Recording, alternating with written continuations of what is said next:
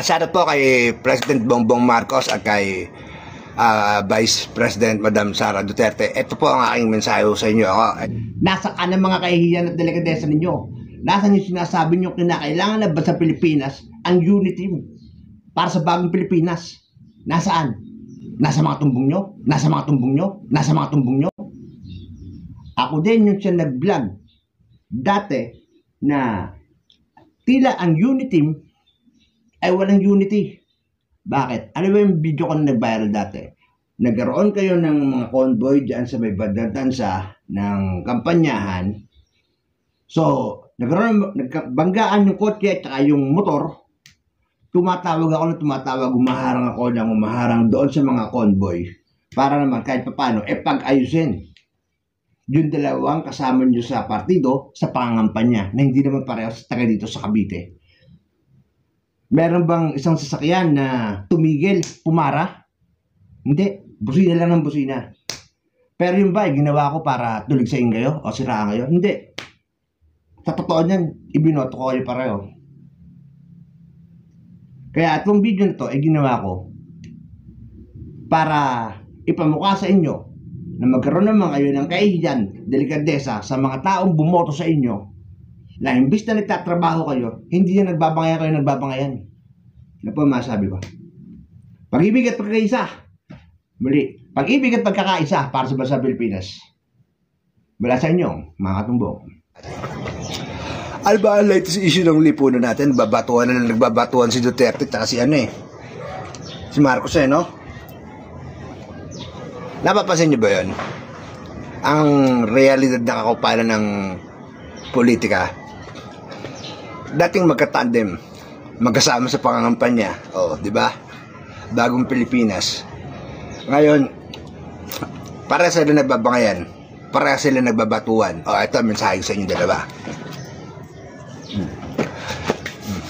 Shoutout po kay President Bongbong Marcos at kay Vice President Madam Sara Duterte. Ito po ang aking mensahe sa inyo. Ay simpleng ordinaryong mamamayang Pilipino lang. Pero ito ang mensahe sa inyo. Magkakasama kayo nung kayo ay nangangampanya. Natibag nyo lahat ng mga kalaban dahil sa magandang puwersa ng tandem yung dalawa.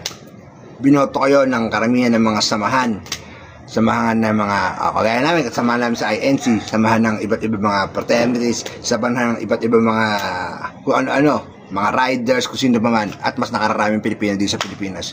Hindi ba nahihiya si Bongbong Marcos at si Sara Duterte sa mga Pilipino na bumoto sa inyo? Na at the end of the day, dati kayong magkatandem, dati kayong magkakasama. Pero ngayon, nababangayan kayo. Imbis na magkaisa kayo, kasi sabi nga nyo, magkaisa Ngayon kayong dalawa nababangayan. Parang, ano ba yun? Anong katangahan naman yun? Anong kabahuan naman yun? Shame on you. Diba?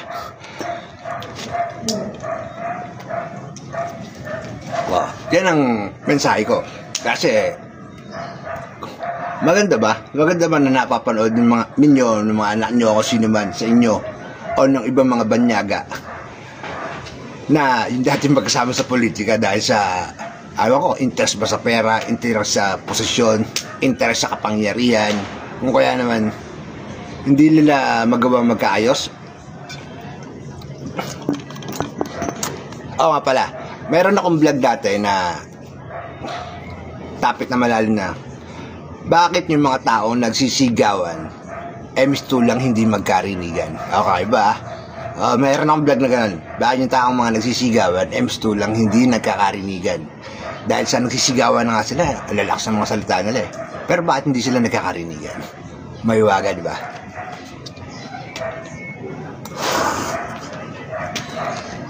At eto pala ang plano kong topic for ang kauna-unahang seryosong topic na tatrabahuin ko ngayong 2025 ay gagawa ako ng video ng pinagkaiba ng nakakatuwa sa nakakatawa. Di ba? Ano ang pinagkaiba ng nakakatuwa sa nakakatawa?